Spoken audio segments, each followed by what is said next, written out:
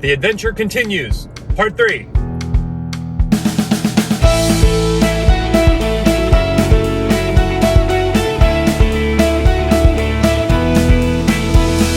All right, so the next spot up on the, I was going to say chopping block, but I guess that feels weird. Oh, welcome back to the channel, everybody. My name's Garmin. That's Olivia. Back there asleep is Connor. Shocker. And this is the Storycraft Society. And over the last few weeks, we have been showing you all of our favorite game stores that we pass on the way to the beach. We go out of our way specifically to hit these game stores. I like shopping at my friendly local game stores. And these are all special places that I really enjoy making the stop for. So we're going to continue with that trend today, and we're going to be looking at world's best comics and games. This is not Virginia's best. This is not the United States best. This is the world's best comics and games in Newport News, Virginia. As we're riding, I am going to tell just a very quick funny story about this spot. Last year when we were coming to the beach, Wild Beyond the Witchlight, the 5th edition D&D adventure had just come out, or it was going to come out the week that we were at the beach. So I called down to the beach's game store and I pre-ordered it.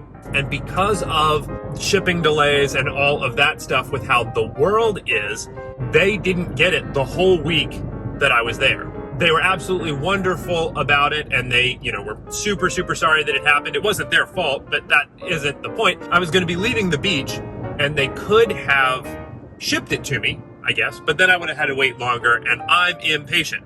So I immediately start calling all of the other stores, basically the whole way back up. And everyone was sold out of the limited edition copy. And of course, I need to have the limited edition copy. That's just the alternate cover copy. Anyway, I called World's Best Comics and Games. They were the last one on my list that I called. And as I called them, they only had one copy left. They have a store policy where they do not hold anything. But I talked to one of the people that was working there who just understood my plight and said if we could get there within, I think they said 2 hours, they couldn't hold it. If somebody asked for it, they couldn't tell them no, that they couldn't buy it. But they could just not mention that it was there until we got there. And I ended up getting my copy. So this, of all the game stores, is one that has done me a super big solid in the past. So I can't wait to take... We gave them a good review, too. We definitely did give them a great review. They deserve it. And this is one of the shops that I'm definitely excited to show y'all. So I'll see you when we get there. So World's Best Comics and Games is an absolutely awesome store. Really, really, really big. I hope that the footage does it justice to show how much stuff they really have. I mean, just their comic book section alone is bigger than most game stores that I've been to. That doesn't include all of the places for the board games and things that they have. 5 or 6 different companies of miniature paints. They have a whole big, huge selection of dice, not to mention the most ridiculous miniature wall ever. Okay, so does anybody else have this problem where you come to an amazing game store and then they have a wall of miniatures that looks like this? And then you have the problem of, like, do I go through every one? Like, do I go 1, 2, 3, 4? Like, how do you deal with this amount of miniatures? It's a lot. You take all those things, you mix that together with an incredibly friendly staff, amazing selection, all that, and you end up with what, in my opinion, is what the perfect local game store should be. With that said, let's head back to the car and I will show you all of the cool things that we picked up. Okay, so first thing is first. Olivia found this awesome rowboat and oars. Yeah, I super love these like little side things that he can put on his DM tables. It's stuff that people don't really think about. So when you go to look for miniatures, you end up purchasing, actual miniatures of people. And a lot of people just don't think about these like little extra things. So I really like those. So we got that.